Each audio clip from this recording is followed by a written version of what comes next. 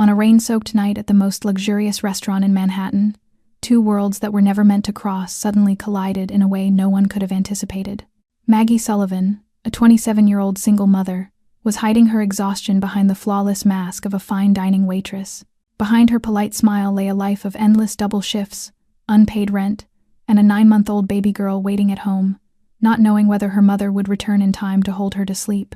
And then there was James Callahan, a name that made the entire New York underworld tremble with caution, who entered the restaurant with a presence that seemed to freeze the air itself. Every guest fell silent, every server held their breath. The atmosphere grew heavy under the sheer weight of his arrival. Yet what stunned everyone that night was not a weapon, nor a security detail at his side. It was a screaming infant in James's arms, a 6-month-old baby boy, his face flushed crimson, wailing in hunger and fear as though the world had just collapsed around him. In the terrifying silence that engulfed the room of the elite, Maggie did what no one else dared to imagine. She stepped forward toward the man whom every eye feared, still holding her tray of water, her heart trembling with instinct, and spoke in a voice strangely gentle for such a moment. "Sir, I am breastfeeding my own baby. If you allow me, I can feed him." Her words struck the suffocating air like a bolt of lightning, drawing every stunned gaze toward her, disbelief etched on every face. A single act born of a mother's instinct pushed Maggie into a world she had never imagined. Within minutes, she went from an invisible waitress to the only person who could calm the crime lord's child, and from that moment unfolded a strange contract to become the private caregiver for the son of a notorious kingpin, with a salary enough to change her life forever or destroy it entirely. Was this the lifeline Maggie had prayed for through countless sleepless nights, or a silent trap pulling her and her daughter into a storm with no escape? If you are listening to this story tonight, amid the familiar sounds of the city, or in a quiet corner that belongs only to you, please give us a little of your warmth by subscribing to the channel, pressing like, and sharing this story so that lives like Maggie's, like James's, like those tiny children's, can reach more hearts each day. And if you are listening from somewhere in the world, leave us a comment to tell us where you are listening from, so we may know how far this story has traveled and where you yourself are in this silent, private moment. The private room behind La Bellissima still carried the lingering warmth of the small body sleeping peacefully in Maggie's arms. The baby boy named Liam now quiet at last, his tiny chest rising and falling in steady rhythm after a long, desperate crying spell. James Callahan stood not far away, his gaze fixed on the scene before him as though he were witnessing something far beyond anything he had ever imagined. No longer the cold and commanding crime lord, but only a father seeing his child sleep in peace for the first time. When Maggie gently laid Liam back into the makeshift crib beside the chair, she could feel his eyes still following her. She turned back, straightened herself, her hands trembling slightly as she smoothed her wrinkled uniform, though her voice remained calm. "I will return to my work if you no longer need anything." She did not expect gratitude. She only wanted to return to her duties and fold what had just happened into a small corner of memory, like something unreal that had briefly slipped into real life. But James Callahan spoke, his voice low and hoarse, firm and unyielding. "Would you like to work for me?" Maggie stopped and turned, her brows knitting in confusion. "Work?" James stepped closer, one hand in the pocket of his expensive coat, his gaze unwavering. "I want to hire you as Liam's nanny at my home." Maggie stared at him as if he had said something too absurd to be believed. "No, I cannot. I am only a waitress." James shook his head slightly. "You are a mother, and this boy for the first time in many weeks just fell asleep in your arms. You have something that everyone I hired before did not." Maggie took a step back, her chest tightening. The offer sounded like an opportunity, yet within his calm voice lay an entire world to which she did not belong. "I have a daughter, Grace. I cannot leave her alone to care for someone else's child." "Bring her with you," James said at once. "I have space. I have means. You and your daughter will be fully provided for." Maggie felt her throat tighten. Part of her wanted to laugh at how impossibly unreal it sounded that a notorious crime lord would offer her a job as a nanny and invite her to live in his home. Yet nothing in James's eyes suggested he was joking. He was serious. Maggie shook her head. "I cannot accept. I have my job. I have my own life. You are working 2 jobs, sleeping less than 3 hours a day, and you do not know how you will pay next month's rent," James said evenly, as though he had just read her entire life from a file. "You need a way out, and I am offering you one." A quiet wave surged through Maggie's chest. He was right, far too right, and that was what frightened her most. Frightened that she might say yes, frightened that she might bring her daughter into a world she could not control, frightened that one day she would not be able to turn back. "I cannot decide now," she whispered. James nodded. "I understand. Think about it. Here is my card. Call me when you are ready." He placed a small card on the table beside the chair she had just occupied. Maggie picked it up, her hand trembling slightly, her eyes resting on the simple embossed name and a telephone number. She nodded once as if to end the conversation and turned away. As she stepped through the kitchen door, Maggie knew that something in her life had just shifted, though she could not yet tell whether it was salvation or the beginning of something from which there would be no return. It was still raining when Maggie left the restaurant, her shoes soaked and sticking to the tiled pavement, each step weighed down by the heavy thoughts in her mind. Her thin coat clung to her back with rain, but she did not bother to pull it tighter or seek shelter. In her pocket, the small business card of James Callahan felt like a cold piece of metal pressed against her chest, reminding her that everything that had happened tonight was real. She caught the last train to Jersey City, the carriage cold and nearly empty, pale lights overhead and the screech of metal wheels against the rails becoming the soundtrack to the chaos of her thoughts. She wondered whether Grace was already asleep, whether the babysitter had fed her on time or changed her diaper properly. Maggie had never liked leaving her daughter with strangers, but poverty forced her to betray her own maternal instincts. When she opened the door to her small third-floor apartment in the aging building, the hallway light flickered, damp air mixed with the smell of cooking oil from the neighboring apartment lingering in the air. The babysitter greeted her with a curt nod, took the money and left without a single question. Silence flooded the room, leaving only the rattling of the old heater in the corner and the steady breathing of Grace from the crib beside the bed. Maggie removed her coat, shook off the water and went softly to her daughter's side. She bent down, placed her hand on Grace's tiny chest, and felt each breath like a fragile thread anchoring her to reality. She sat down on the floor beside the crib, her gaze drifting into the distance. Since Grace's birth, every aspect of her life had revolved around survival, leaving no room for dreams and no time to collapse. She worked without rest, 2 jobs a day, living on instant noodles so she could afford milk for her child, sleeping less than 3 hours each night. She had never complained. But tonight, when she saw baby Liam sleeping in her arms, when she heard James Callahan say she was the only person who could make his child sleep, something inside her had shifted, not because of the tempting offer, not because of the almost unreal salary, but because of something deeper. She could not remember the last time anyone had called her necessary, not a substitute, not a number on a shift schedule, but someone no one else could replace. And yet who was James? A man from a world she had only ever known through the news, a name that made others lower their heads and look away. Was she really considering entrusting both herself and her daughter to a man like that, simply because he seemed wounded, because he knew how to speak at the exact moment she was weakest? Maggie rested her head against the edge of the bed and closed her eyes. In the darkness, Grace's soft breathing became a second heartbeat inside her. She remembered the look in James's eyes as he watched his child being fed, a gaze without defense, without power, only a completely lost father. And in that moment she realized what unsettled her was not fear but empathy. She and James from 2 different worlds, standing at the same starting line of confusion as single parents. The following morning, when the first sunlight filtered through the old window, Maggie still had not slept. The business card lay on the table beside an unwashed baby bottle. She did not know whether the coming phone call would mark the beginning of a new chapter or an irreversible mistake. But she knew one thing. Clearly she no longer had many choices left to refuse. That morning, while Grace was still sleeping soundly, Maggie sat in front of the old laptop on the narrow dining table, one hand wrapped around a cup of cold coffee, her eyes fixed on the search bar as if waiting for a door to open. She had never done this before, not for lack of curiosity, but because life had never granted her the time to pause and learn who was entering her orbit. Yet this time was different, because James Callahan was unlike anyone she had ever encountered, and his presence cut into her already anxious rhythm like a deep wound. She typed his name into the search box, and the results appeared instantly, headlines stretching across the screen. James Callahan, 36 years old, chief executive of a major private investment firm in Manhattan. But that was only the surface. Older articles and quieter forums revealed details that made her blood run cold. His name had been mentioned in federal money laundering investigations, linked to a notorious crime family from Brooklyn, and to a series of mysterious disappearances surrounding business rivals over more than 10 years. Though never formally charged, he was a name the media consistently paired with the phrase untouchable. Maggie tightened her grip on the coffee cup. She was not naive enough to misunderstand what stood before her. Yet amid the sea of information, one smaller headline made her stop. The sudden death of Emily Callahan, wife of CEO James Callahan. The article had been published barely 2 months earlier. She clicked.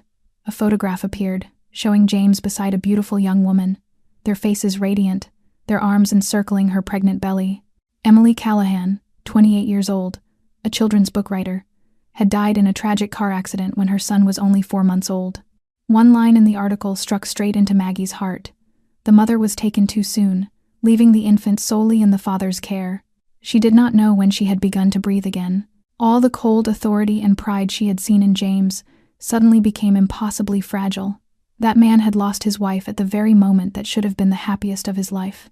Maggie studied the photograph again, the hope and love in Emily's eyes, and James smiling in a way entirely unlike the emotionless face Maggie had met. She closed the article and searched for more about Emily. A personal blog was still active, the final entries filled with anticipation for the impending birth. Notes about buying a crib, choosing a name for the baby boy, and small poems written for a child yet to be born. Maggie read every word, her chest growing unbearably heavy as if the weight of the world had been placed upon it. She imagined a woman preparing to welcome her first child, writing her love into words, and then vanishing forever in a single night. And James, from a husband and a father about to hold both in his arms, left with only a cry and an empty room. She glanced at her own daughter, still sleeping peacefully, Grace's tiny hand gripping the blanket as if afraid of losing something. A strange sorrow rose inside Maggie. She could not imagine waking up one morning to find her child gone. No one deserved such a loss. Not Emily, not James, and certainly not Liam. Maggie closed the laptop, her eyes dark with thought. She did not know whether she was moving closer to an abyss or standing at the only true crossroads of her life. But for the first time since James had made his offer, she began to consider it as something real, not just a job, but a step into a place where she might, if only once, do something greater than herself.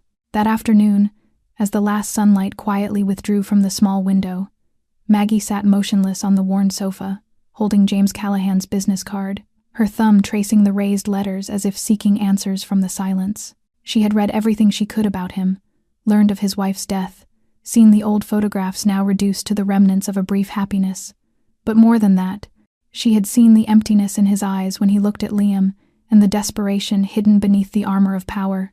Grace slept on her lap, her breathing as light as morning air. Maggie looked at her a while longer, then gently laid her in the crib, picked up the phone, drew a long breath, and dialed the number. The phone rang only twice before a voice answered, low, familiar, and astonishingly calm. "Hello, this is Maggie Sullivan." A pause, then James replied without haste or surprise, "I was waiting for your call." Maggie tightened her grip on the phone, straightening her back as if he could see her posture through the line. "I have thought it through, I will agree, but with conditions." James's voice did not waver. "I am listening." Maggie swallowed. "I am not from your world. I do not work for money alone. I will only accept if I know for certain that my daughter will be safe. Grace is everything to me. If I work for you, she comes with me everywhere. No one is allowed to take her. No one is allowed near her without my consent." "Agreed." His answer came so quickly it made her hesitate. But she continued, "I will not live in some mansion and become a nanny for your entire family. I care only for Liam. I do not serve tea. I do not take orders. I do not pretend not to see what I should not see. I do not hire people to pretend. And I need the right to leave at any time. If I sense danger, if I feel that Grace is no longer safe, I will leave immediately. No bindings, no consequences." James was silent for several seconds. Then he spoke slowly, as though measuring every word. "I understand, and I agree to all of it." Maggie closed her eyes. She did not know why it felt as if she had just won a battle she never wanted to enter. "One more thing." Her voice softened but remained firm. "I want to see Liam first, in a private space. I want to know that he is truly comfortable with me. No bodyguards, no strangers watching. Just you, me, and the 2 children." James answered at once, and this time his voice carried a trace of relief that Maggie was not sure she imagined. "Agreed. I will have everything arranged. Tomorrow afternoon, a car will pick you and Grace up at 3 o'clock. Maggie nodded as if he could see it. "I will be ready." She ended the call, placed the phone on the table, and sat in silence for a long time. Part of her still could not believe she had just agreed to step into a world where all rules were rewritten by one man alone. Yet another part, deeper within her, felt strangely calm. She had set her conditions, she had drawn her boundaries, and he had accepted them all.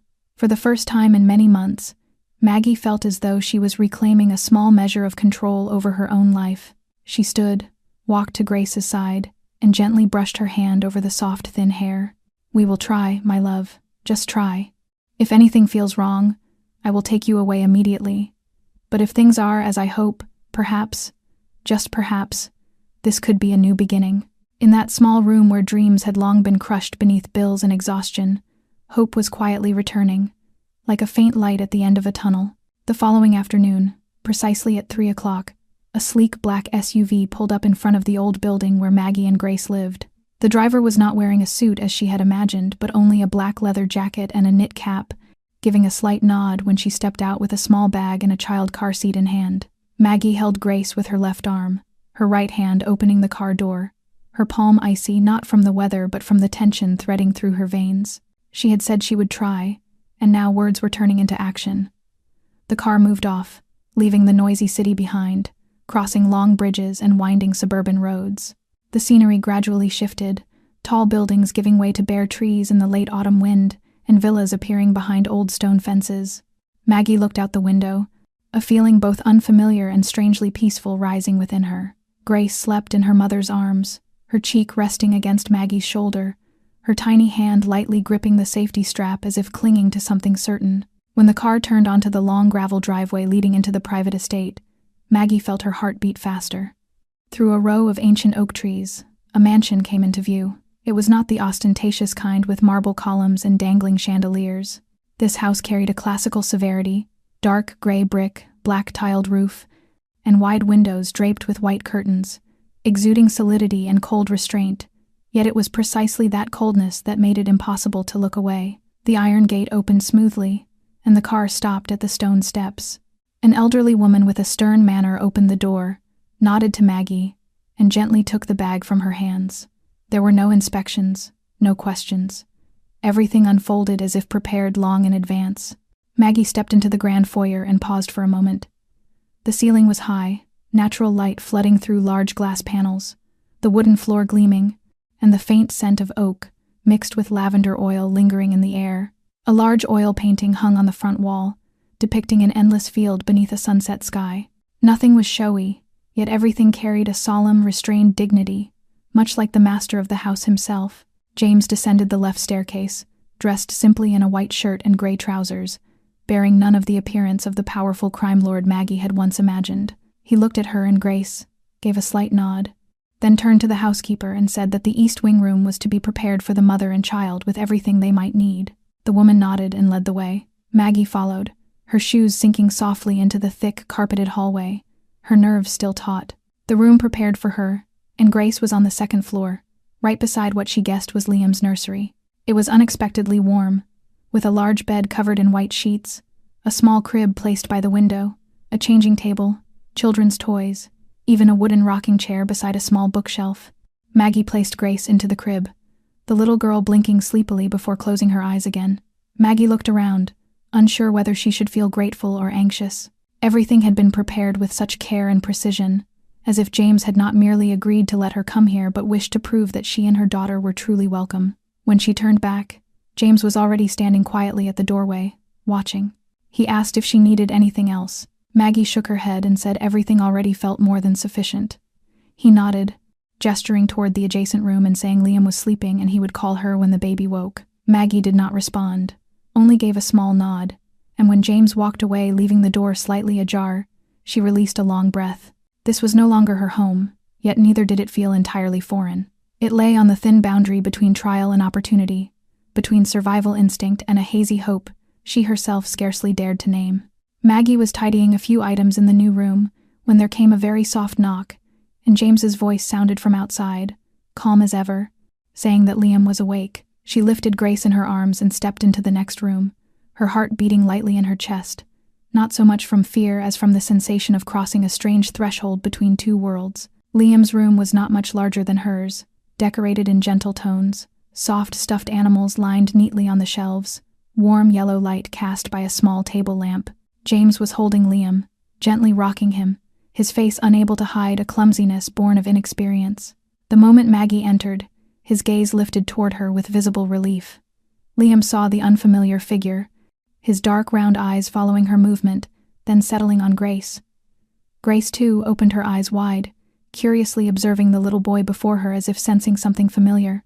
Maggie smiled faintly, settled Grace on her lap, and stepped closer to James, her voice gentle as she asked if she might try. James nodded and carefully transferred Liam into her arms, his eyes quietly tracking every movement she made as though witnessing something sacred. At first Liam seemed hesitant, his tiny body stiff for a few seconds, but when Maggie began softly patting his back, her other hand firmly supporting his neck, the baby immediately nestled into her as if he had always belonged there.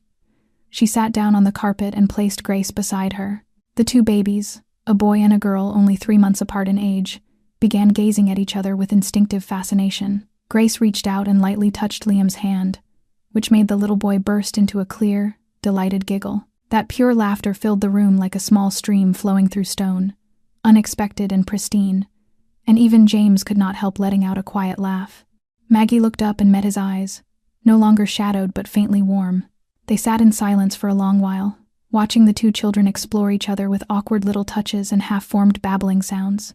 Maggie felt a subtle shift, like a wall losing one brick at a time. James sat down beside her, not too close, yet no longer maintaining the cold distance he had held before. He asked softly what Grace liked most. Maggie replied that her daughter loved music and warm yellow light, that gentle melodies often lulled her to sleep. She asked in return whether Liam slept well, and James shrugged, half joking and half truthful, saying that since Emily's death, Liam seemed to sleep only when someone held him.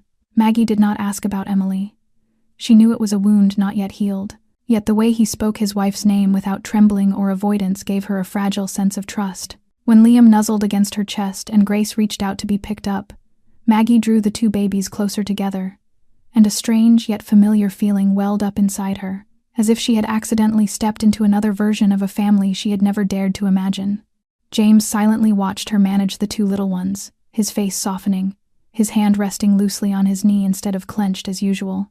Maggie lifted her gaze to him. She did not know what awaited her ahead, but in this small room with two babies babbling and laughing, with a man who had endured loss and a solitary mother struggling day by day, there was something that felt like the first fragile sprout of hope. No promises, no vows, but enough to make her no longer feel lost. And perhaps, for a beginning, that was enough. Maggie began her mornings at the mansion by opening the curtains early to let sunlight flood the adjacent rooms where Grace and Liam were sleeping, needing no alarm because the mingled sounds of their giggles and soft babbling had become her natural clock, and within just 1 week, she had completely reshaped the rhythm of both children's lives, from feeding times to play hours to afternoon naps, all carefully noted on the whiteboard she taped in the kitchen, while James at first seemed bewildered when she firmly assigned him the tasks of changing diapers, warming bottles, and reading bedtime stories each night. Yet Maggie gave him no chance to retreat as she placed the bottle in his hand, showed him how to hold Liam properly, and patiently sat beside him every time his clumsiness made the baby cry simply because he held him the wrong way. And slowly the atmosphere in the house began to change from a heavy silence into the sound of life itself, with soft children's music drifting through the mornings, the scent of warm porridge filling the kitchen, Grace's bright laughter when James played peekaboo with her, and his deep voice reading fairy tales with a seriousness so earnest it made Maggie laugh more than once. And one evening, after the children had fallen asleep, Maggie stepped into the kitchen to find James awkwardly cutting fruit with such intense concentration. She would have thought he was negotiating $1 million contract, and when she teased him about preparing for a secret banquet, he simply shook his head and said that Liam had managed to eat a whole spoonful of mashed banana that day, so he wanted to prepare more to try again tomorrow, and for some reason those words tightened Maggie's chest because she had never seen a father slice bananas with such care over so small a victory.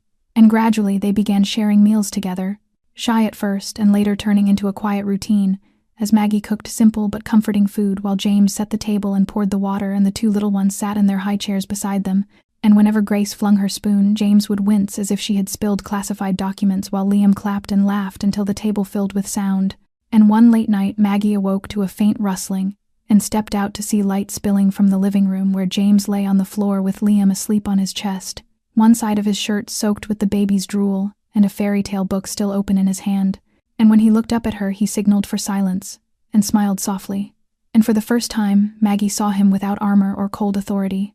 Simply a man trying to be a father, and she sat on a nearby chair watching them and then looking around the room, which no longer felt distant because small corners now held toys, children's books, bottles, and hastily folded cloths. And in that moment, for the first time since she had stepped into this house, Maggie felt something different, Not a job, not a duty, but the sensation of a home, a place that could be called home, even if only for a moment. And in that peaceful quiet, she realized she was smiling for no particular reason, other than the strange lightness and warmth in her heart, as if she had climbed one step farther out of the dark pit life had thrown her into. And perhaps this was not yet a family, but if there was anywhere to begin again, then this was the place. Yet that same afternoon, the sky turned heavy with clouds gathered thick over the hills of Westchester like an omen of something approaching, and while Maggie was rocking Grace to sleep, she heard heavy footsteps pass through the hallway, not the housekeeper and not James, whose steps were usually light. And the footsteps stopped at the end of the corridor by the door leading to James's private attic office, and she would not have paid attention had the door not closed with a weighty sound that plunged everything into silence. And later, when Grace slept deeply, Maggie laid her down gently and stepped out, intending to go to the kitchen for coffee. But as she passed the attic stairs, a low voice drifted down and made her stop. James's voice, yet not the one she knew with her and the children. For now it was hard and cold and so severe it chilled her, and though she did not mean to eavesdrop, the office door was not fully closed, and she heard him say that he had ordered silence, and that if anyone else was allowed near the estate, he would handle it personally. Then after a pause, another indistinct voice answered through the phone amid the whistle of wind through the window, and he responded that there was no agreement, that this was an order, and that if anyone asked they had never heard his name, and Maggie stood frozen as each word fell into place like a puzzle snapping shut. All the things she had read about him, the rumors of the underworld, the mysterious disappearances, the whispers the press dared not print, and her hands turned cold as if she had touched something forbidden. And she retreated quietly back to her room, closing the door behind her, though her heart still raced as she looked at Grace, sleeping peacefully, and suddenly felt that this house with its thick walls and silent corridors was hiding something, vast and dark. And through the rest of the evening, James behaved as usual, asking if Grace had eaten well, settling Liam to sleep, even making tea for Maggie. Yet that very normalcy frightened her, as she wondered how the same hands that changed diapers could give orders to erase someone without blinking, and how the same eyes that softened with tenderness over his son could be so merciless only hours before. And she sat opposite him in the living room, her teacup trembling slightly while he asked if she was all right, and she nodded and said she was only tired, though in her mind everything seemed veiled in mist as she began to question. Everything, the silent housekeeper, the driver who never spoke more than a sentence, the midnight calls after which James always left the room with a heavy face, and she remembered the first night she had seen him walk into the restaurant, carrying a crying baby, and how the entire room had fallen silent. And now she understood it was not only because of his wealth, but because of fear, and she went to bed unable to sleep, trapped in a labyrinth of maternal instinct, fragile trust, and a formless dread, as she wanted to believe what she saw each day. The devoted father, the man who had lost his wife and was struggling to hold onto what remained of life. Yet that low voice echoed in her mind like an unspoken verdict, and she drew her daughter closer, stroking Grace's soft hair and whispering a lullaby, knowing she could not leave yet, but also could no longer pretend she did not know that something was unfolding behind that door, and now she was no longer an outsider because she had stepped in too far to turn back. And the only question left was whether she would be strong enough to go on. The next morning, pale sunlight filtered through the thin curtains and fell across the small crib where Grace still slept peacefully, her tiny face serene as if the outside world had never held any darkness at all. But Maggie was not the same, for she had been awake all night, unable to stop thinking about the call she had heard, about James's words and the tone in which he had given his orders, knowing she could no longer pretend she had heard nothing and knew nothing, especially when her daughter's safety was being placed on a board whose rules she did not control. And when James entered the dining room in his rolled-up white shirt and dark trousers, neat and almost harmless in appearance, Maggie was already seated at the table with Grace sleeping in the crib beside her and Liam drinking from the bottle James had just prepared, and she looked at him without smiling and without evasion, and said that they needed to talk, and James paused briefly as he set the bottle down, his eyes growing still as he asked what about, and she answered that it was about last night, and that she had heard the call, and that he knew she had heard it, her voice calm, yet every word firm and unmistakable, and James remained silent for several seconds without denial, and without immediate explanation. And she continued that she had entered this house with conditions and had accepted a part of who he was that did not belong to her, but Grace did not belong to that world, and she needed him to guarantee one thing, and she needed to hear him say it aloud, that no matter what happened, her daughter would always be safe. And he looked at her for a long time with an expression that was not anger, but something close to pain, as if she had forced him to remember something he wished to forget. and he stood and walked to the window with his back to her while Maggie did not take her eyes from him, having prepared herself to leave if necessary, while still hoping she would not have to.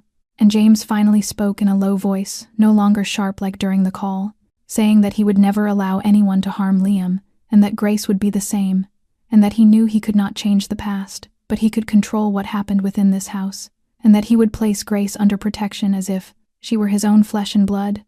And he turned back and stepped closer to her, not crowding her but close enough that his voice became a whisper, as he said that he knew she was afraid and that she had reason to be afraid and that he had not intended to hide everything from her forever but had not known how to explain a life like his to a woman like her. And he placed his hand on the table near hers and said that no shadow would ever be allowed to touch her or her daughter, and that was his promise. And Maggie drew a deep breath and looked down at Grace, stirring softly in her sleep. Knowing she was choosing to trust the words of a man who could make the underworld tremble, yet was also the father who did not know how to fasten a diaper and still tried to learn, the man who made her tea each night and sliced bananas simply because his son had eaten a little better. And she nodded and said nothing more, and breakfast continued as if nothing had happened. Yet within her a boundary had been clearly drawn, for she did not ask James to change and did not expect him to abandon the darkness of his past. But she needed to know, with all her pride and maternal instinct, that whatever battles might come, Grace would never be their casualty. And James in his own way understood that more clearly than any spoken vow. And that night, when the lights throughout the mansion had gone dark, leaving only the dim glow of a small lamp in the living room, Maggie stepped out after putting Grace to sleep, meaning only to get some water, but she saw James sitting alone on the long chair with his eyes fixed on the darkness beyond the window and his broad shoulders carrying a nameless weight, and she turned to leave until he spoke in a hoarse voice, softer than usual, saying that Emily had liked to sit right there every night when the house fell quiet, and Maggie stopped and sat in the chair opposite him without interrupting and simply waited. And James leaned his head back and closed his eyes for a few seconds, before continuing that her name was Emily, and that he had met her when she was 18, in a small Brooklyn cafe, where he was a regular and she was a clumsy waitress who spilled coffee on his shirt twice in 1 week. And he gave a faint laugh without joy as he said that she was the only person who had never been afraid of him, and that even knowing who he was and what he did, she had looked at him as a normal man, and placed her hand on his shoulder, without questioning his past or demanding explanations. And when she told him she was pregnant, he had been more frightened than he ever had in his life, believing he could not be a father and did not deserve to be one. But Emily had only smiled, and told him that he had survived dozens of terrible battles, and that fatherhood was simply another. And Maggie watched him in silence, seeing him more vulnerable than she ever had. And he went on saying that Emily had died when Liam was only 4 months old in a car accident on a night when he had been in a meeting and had not been there and had not been able to hold her one last time or say goodbye, and that Liam now had no mother, and that he had believed money could solve everything by hiring doctors and nannies, yet Liam did not need anyone else but a mother, and he had not known how to give him that, and that every night the baby had cried until his voice broke, and each cry was another reminder of his failure to protect Emily and his failure as a father. And he lowered his head and covered his face with his hands as Maggie felt her throat tighten, and she moved to sit beside him without touching him, yet sharing the silence simply by being there. And when he looked at her again, his eyes were no longer cold but hollow with grief, as he told her that she had arrived without fear, with a child in her arms and a request no one else would dare to voice, and that she had given Liam what he could not, gentleness and warmth, and had filled the house with laughter and the scent of morning porridge and children's music, and more than that had made him believe there might be another way to live, even if only for a moment. And Maggie felt the presence of Emily in every corner of the house, in Liam's eyes and in James's fractured loneliness. But she also felt a fragile thread of hope, that from loss something new might grow, something gentle and alive, and she placed her hand lightly over his, and for the first time James did not pull away, but let it remain as an unspoken apology and a wordless thank you. And in the quiet of that night, while 2 children slept in the next room, 2 adults were learning again how to forgive themselves. Since the night James opened his heart about Emily, the atmosphere in the mansion seemed to change, as if an invisible door had been quietly opened between 2 people who had once stood in entirely different worlds. And Maggie no longer kept her guarded distance, while James no longer wore his habitual coldness.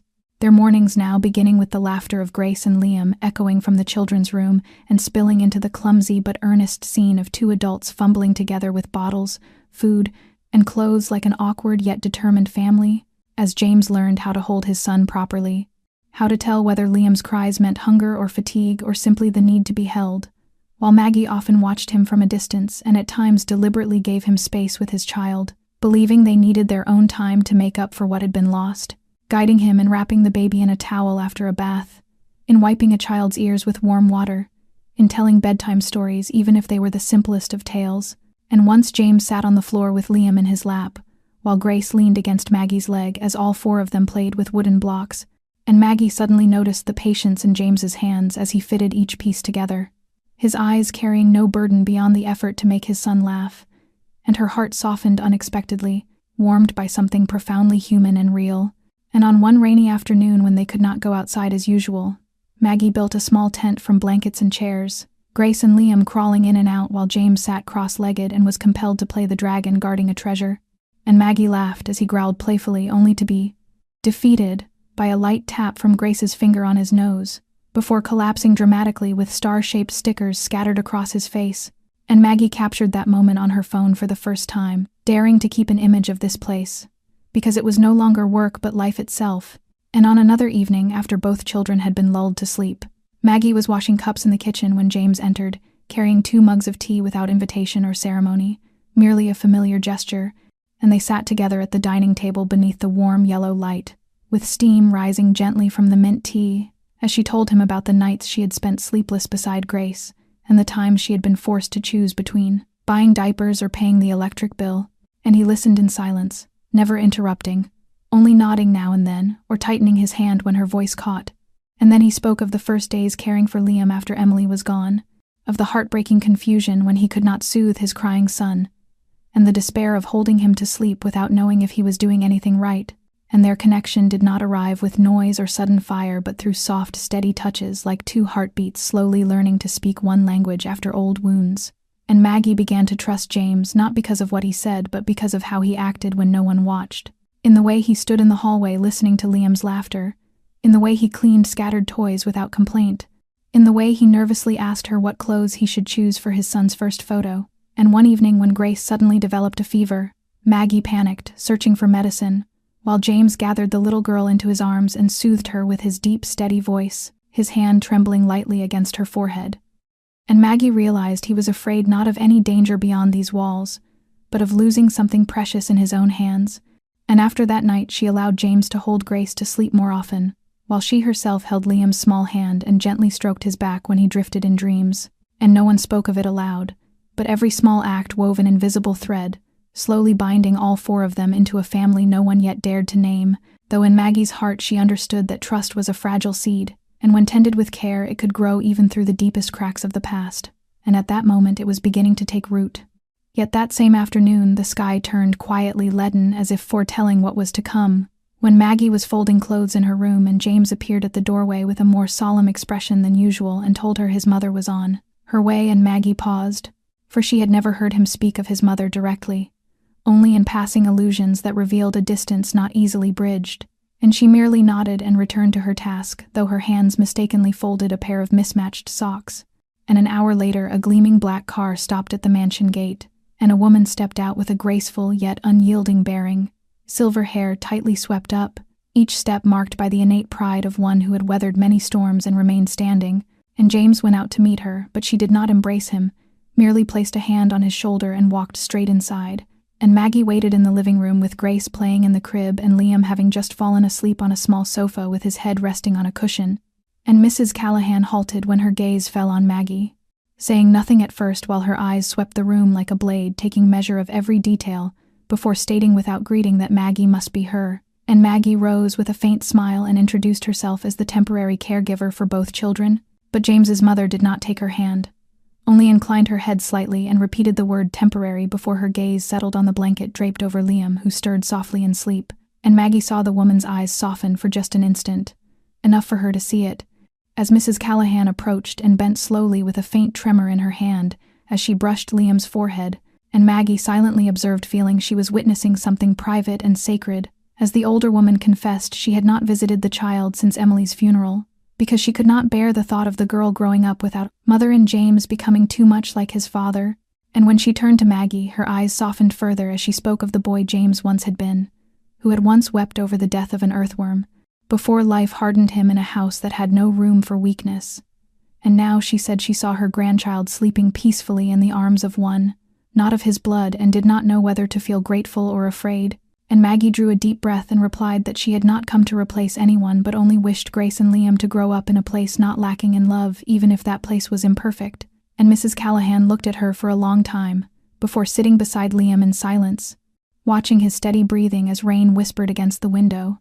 And James stood at a distance with surprise softening into relief. And when she finally prepared to leave, she paused at the door and said that the boy had slept very well, and thanked Maggie not for caring for him but for making her son listen for the first time in many years. And Maggie merely bowed her head, her heart lighter as if she had passed an unseen test she never knew she was taking. And after the door closed, James stepped beside her and touched her shoulder lightly, saying she had made his mother retreat a step, something no one had managed in more than 20 years. And Maggie smiled faintly, knowing that more important than that rare approval was the truth that even the hardest heart could not remain unmoved before a sleeping child held in the arms of genuine love. Maggie sat silently on the bed after a sleepless night while thick fog lay outside, and the pale light of morning was not enough to dispel the heavy weight in her chest. For just one day earlier, while she had been playing with Grace and Liam in the backyard, she had seen a strange man standing by the gate, neither entering nor speaking. Yet the way his eyes locked onto James when he stepped outside sent a chill straight down Maggie's spine, the gaze of someone accustomed to violence. And James, instead of showing fear or surprise, had simply stood there and returned the look in silence, as though the two men were already familiar with one another in nameless encounters. Afterward, saying nothing to her, only holding Liam tightly and making a low, urgent call to someone, and it was that silence that unsettled Maggie more than anything, for she had grown used to James being calm and reserved, but not to James concealing. And when night fell and she held Grace while sleep would not come because of what she had seen, she knew what she needed to do. So the next morning, after placing both children in the playroom and making sure no one could hear them, Maggie stepped into the library where James was reviewing documents, and he looked up with the same warmth as always. But this time she did not allow it to sway her, as she calmly said she needed to talk, and he immediately understood, closing the folder and nodding for her to continue.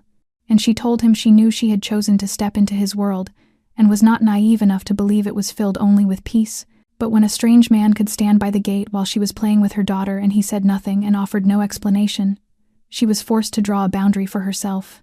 And he remained silent without evasion or defense, as she went on to say she would leave, not because she hated him, and not because she doubted his love for his son, but because she could not allow her daughter to grow up in constant fear, and that she had once believed love alone could overcome everything, but now understood that even love sometimes required limits. And the silence stretched until James rose and went to the window, searching the fog beyond as if looking for something that could not be found, before turning back to her with a voice as dark and heavy as wind through a dead forest, and saying that if she left, Liam would lose one more person. The simple sentence tightening Maggie's chest as he stepped closer in slow, honest steps, and confessed he had never begged anyone for anything before. But now he was asking her to stay, not because he could not find another caregiver, but because he knew no one else could make Liam laugh the way she did, or make him feel as though he had a family, even if only for a few hours each day. And he lowered his head as if in a silent vow that he would do anything to protect her and Grace, that he would strengthen security, that he would be more transparent with her, that she could set any conditions as long as she stayed. And Maggie felt the sincerity in every word and in the eyes of a man who had already lost everything. And she did not answer at once, but went to look at Liam laughing brightly in the arms of a temporary caregiver, and then at Grace sleeping peacefully in her crib, her heart torn between the instinct of a mother who lived only to protect her child, and the heart of a woman stirred by a wounded man struggling to heal. And she nodded slowly, her voice still cautious, as she agreed to stay only as long as everything remained safe, and the moment she sensed danger, she would leave without hesitation. And James accepted without argument or negotiation, gratitude and fear both visible in his eyes, as though he himself was unsure whether he could truly keep that promise. Yet from that moment Maggie knew she was no longer staying for a job, but for a child who needed a mother, for a father who needed a second chance, and for her own heart, which despite every effort at denial had begun to anchor its beating within these walls. And then the afternoon rain fell relentlessly for hours, as if the sky itself were trying to conceal something, while Maggie was rocking Grace to sleep when the phone rang in the living room and made her freeze. For James had left early that morning for what he called an important meeting in the city without his usual security detail, carrying only a thin folder and a more somber expression than usual. And when Maggie rushed out and lifted the receiver, A strange man's voice on the other end turned her blood cold as he said James had been injured and was now at St. Luke's Hospital, and that no one else was to be informed because only this number was listed as an emergency contact, and Maggie could not remember how she had changed clothes, or how she had instructed the housekeeper to watch Grace, only that as the car sped through rain-blurred streets, a hollow space opened inside her filled with fear and suffocation, like being dragged back into a nameless nightmare, and the hospital emerged under pale white lights, and she rushed to the emergency ward where two grim-faced bodyguards blocked her path, and she could only look past them through the glass to see James lying there with a deathly pale face, his shirt stained with blood and one shoulder hastily bandaged, conscious but silent until his eyes found hers and softened, as though her presence alone was what he needed, and a tall, well-dressed man with abyss-dark eyes stepped beside her, and calmly told her this was no accident, that an ambush had taken place in the parking lot. 3 shots fired, with 1 striking James's shoulder and 2 missing, and that James had many enemies, but this time they were not targeting business but targeting him, and Maggie clenched her hands and turned to James as if seeking confirmation, and when he signaled the doctor out and softly called her name, she entered with trembling hands as he held them and apologized for exposing her to this darkness, and admitted it could no longer be hidden, and when she asked what kind of life he led that made people want him dead, he met her gaze for a long time before confessing that he did not run a company, but a network, an organization that sometimes existed outside the law, and she did not pull her hand away, only stared at him frozen as she admitted she had long suspected it yet still hoped she was wrong, and he whispered that there was no easy exit once one had entered, but that he was trying to withdraw now for Liam and for her, that he had turned down the last 2 deals, and that was why they wanted to make an example of him. And Maggie lowered her head as the world spun around her because she had never wanted blood or violence, or the underworld where rules were a luxury. Yet when she looked at James lying there with tubes in his arms still searching for her eyes, she knew this had long surpassed the boundary of a job, and she placed her hand over his heart beneath the bandages, and asked him to tell her this would never happen again, and he did not promise. Only held her hand with undisguised desperation, and swore that if there was any chance left to protect her and the children he would do it at any cost.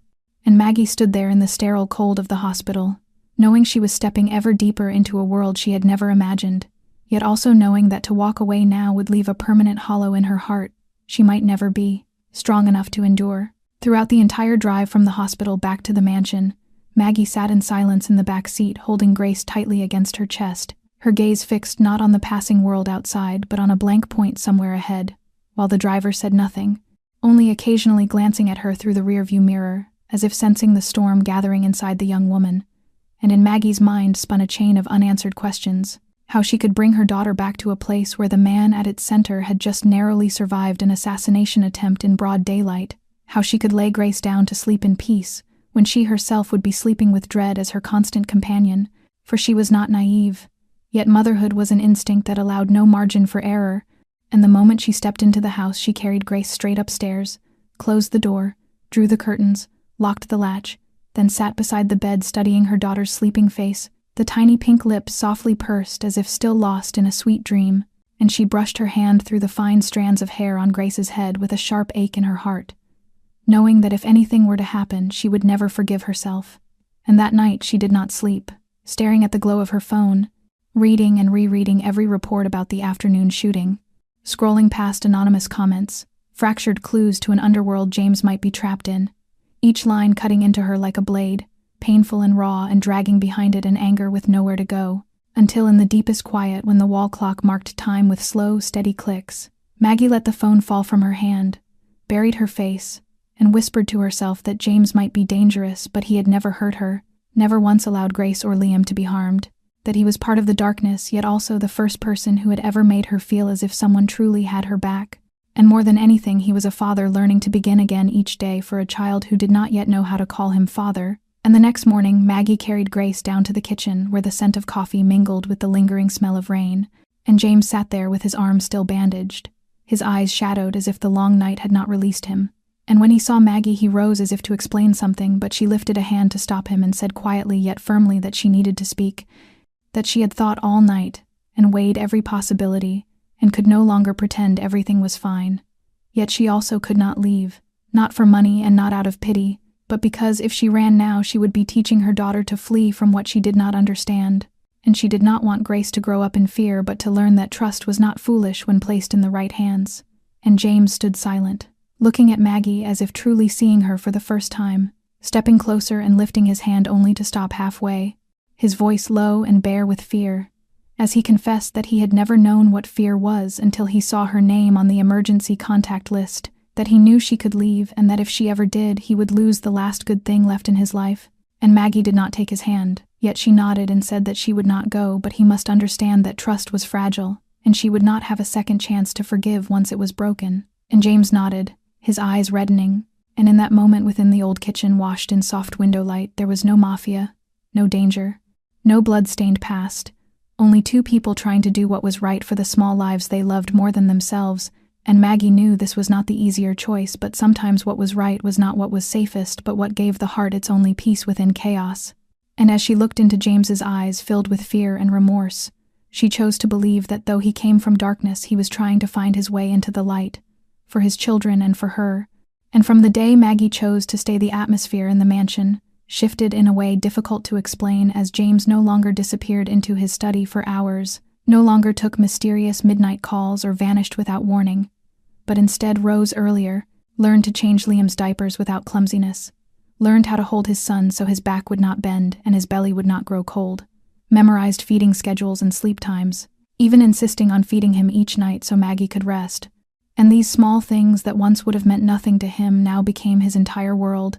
And one morning, as Maggie prepared breakfast, she paused on seeing James seated on the living room floor, assembling a new crib for Liam while making animal sounds that sent Grace into peals of laughter. The former man who once silenced an entire restaurant with his presence now quacking like a duck with banana puree on his shirt and disheveled hair, yet looking happier than he ever had since she met him. And the changes were not only in daily routines, for one night while Maggie rocked Grace to sleep, she heard voices from the library, and though she did not mean to listen, she caught the name Santos and the words $1 million deal. And James's voice was steady and unyielding as he said he was done, that he was pulling out, that he would not raise his son in a world he himself could not live within. And after a brief silence, he repeated more heavily that if the man on the other end did not accept it, then he should never call again, followed by the hard click of a phone set down.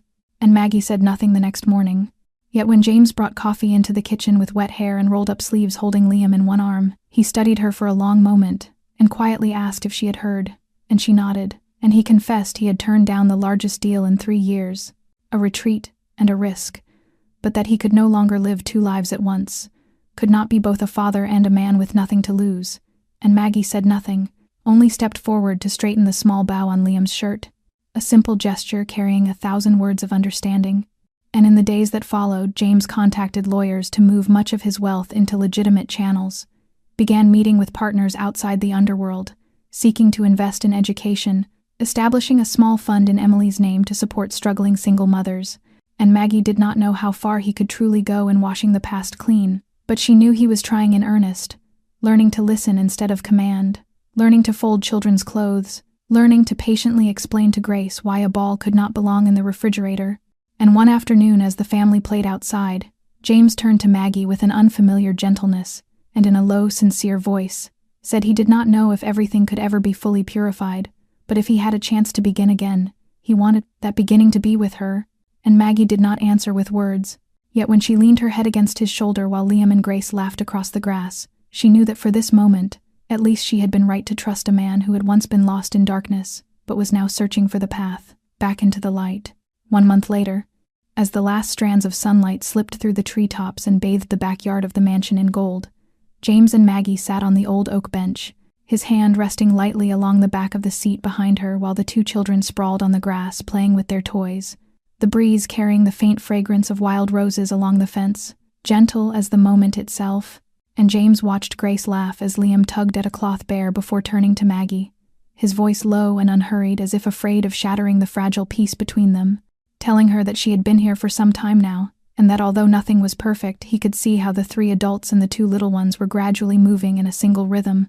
And Maggie turned to him, caution still visible in her eyes despite their softness, and after a brief silence, James drew a small envelope from his pocket and placed it in her palm, inside a key and a simple slip of paper, with the address written beneath a handwritten line that read, "Your home if you choose."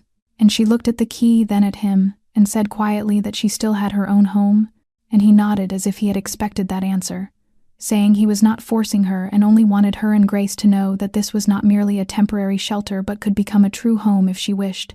And Maggie closed her fingers around the cold metal, feeling its weight sink into her skin. For she had thought of this more than once.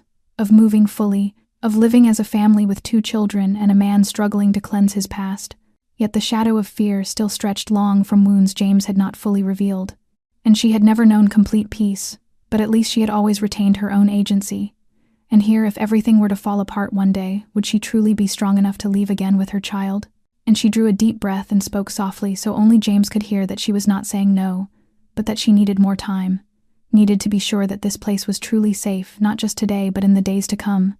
Needed to know that he was changing not only for the children or out of guilt, but because he himself truly wished to live differently. And James nodded slowly with no disappointment in his eyes, only understanding. For though patience was not a trait he had ever known, he was learning to step back for Maggie, and he reached out and gently took her hand, saying he could wait and only needed her not to give up on him. And Maggie smiled, her nod a wordless promise, while the children's laughter rang out before them, and the sun melted behind the trees. And though uncertainty still lived in her heart in that moment, as James's hand tightened around hers, and his gaze met hers without flinching, she knew she was still walking the right path. Slowly, perhaps, but truthfully, and what is true is always worth waiting for. And mornings in Westchester began with the soft sounds of nature and the clear laughter of the 2 children. As Maggie brewed coffee in the kitchen, and the aroma drew James in with Liam in his arms, sucking on a pacifier while Grace sat in, her high chair patting the table and demanding mashed bananas, her eyes lighting up each time her mother turned back. And James bent to kiss Grace's hair before settling Liam into his chair, and then looked to Maggie as if his eyes had already learned to search for her first each day. And after breakfast, all 4 went out to the garden where James lifted Liam onto his shoulders, and the boy squealed with delight, while Maggie spread a large blanket beneath the tree and brought a small basket of toys, including the stuffed bear Grace could not sleep without. And the children crawled about, played, squabbled, grabbed and then laughed again as if the world needed nothing more than that. And Maggie lay on her side on the blanket watching her daughter toddle toward James, reaching out with a happy babble that sounded strangely like Dada, a sound that struck the man motionless. As he lifted the little girl and met Maggie's eyes, knowing in that instant his heart had tilted another beat for a child not of his blood. And the morning passed like a slow-moving film, as James guided Liam's small legs on the grass, teaching him to stand, while Maggie told Grace stories in a warm, low voice with sunlight glittering through the leaves on her hair. And from a distance they looked like a complete family, a small haven tucked just beyond the borders of a loud, chaotic world. Yet even in that peace Maggie felt something fragile hovering over them. Not a defined fear, but a vague unease, like a beautiful dream that might vanish if someone woke too soon. And near noon, James received a call, and though he spoke only a few brief words before ending it, Maggie saw his hand tighten and his jaw harden, and he returned as if nothing had happened, still laughing when Liam pulled his hair. Yet she read in his eyes a weight not yet spoken, and when the children fell asleep for their nap, Maggie brewed 2 more cups of coffee and took them to the back porch where James sat staring toward the far line of trees, and he accepted the cup and after a sip asked without looking at her if she regretted it, and she sat beside him, turning the mug slowly in her hands and asked what he meant. And he answered that he meant stepping into his life and allowing her daughter to grow up beside a man like him. And Maggie met his gaze, and said gently but firmly that she did not regret stepping in, but that she was afraid. Afraid that the most beautiful things might not last. Afraid that one day they would no longer be able to shield the children from what was approaching beyond their control. And James was silent a long while before nodding and admitting that he too was afraid. Afraid every time a loud car passed the gate. Afraid when she went out without security. Afraid of the day Liam would ask who his mother was. And Maggie took his rough, calloused hand in hers and did not promise that everything would be all right, but said she was here day by day, step by step, not running. And sometimes that was enough to soften fear, and they sat together in a silence that needed no words, while at their feet the 2 children slept like small seedlings freshly watered. And no one knew what tomorrow would bring, but at least for today they still had one another. They still had sunlight. And laughter still lingered in a place that once had known only shadows. That night the rain fell softly, not violent but steady enough for droplets to kiss the large living room windows where Maggie stood motionless, one arm wrapped around a cup of tea that had long gone cold, gazing out into the garden, soaked beneath the warm yellow lights where she had once laughed with James and the 2 children under a gentle afternoon sun, everything seeming still there, the breath of peace feeling close and almost tangible yet fragile enough to ache. With Grace and Liam already asleep, James silent in the library, and only her alone by the window facing the questions her heart had yet to answer, for she had stepped into this world through a single impulsive act born purely of maternal instinct, nourishing another child in the midst of a luxury restaurant, never imagining it would become the beginning of a journey torn between hope and peril. And James was no longer the man who terrified her, yet not entirely the one she could trust without reserve, standing instead on the boundary between two worlds, just as Maggie now walked the tightrope drawn between reason and feeling, wondering whether his change was real or only temporary, whether she was walking into his redemption or being pulled into a vortex with no escape, whether a man who had lived in darkness could ever truly step into the light, and whether a mother who had once been paralyzed by fear could learn to love again. And yet when she turned her gaze toward the dim hallway, where the bedroom door stood slightly ajar, and two small lives slept in peaceful innocence, she understood one truth that needed no immediate certainty, that some steps must be measured in trust and time, and in a love strong enough to cross old scars.